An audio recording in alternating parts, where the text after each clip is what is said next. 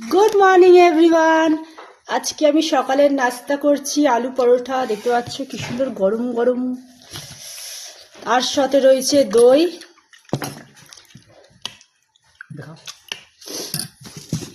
আমি ঘুরতে এসেছি বাপের বাড়িতে, তাই এখন বাপের বাড়িতে মায়ের হাতের খাচ্ছি আলু পরোটা।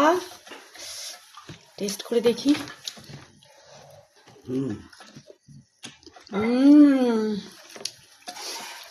অনেক টেস্টি।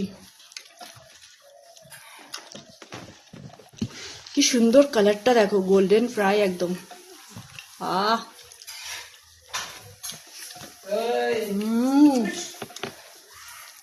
আর আমার মা বানাচ্ছে আলু পরোটা।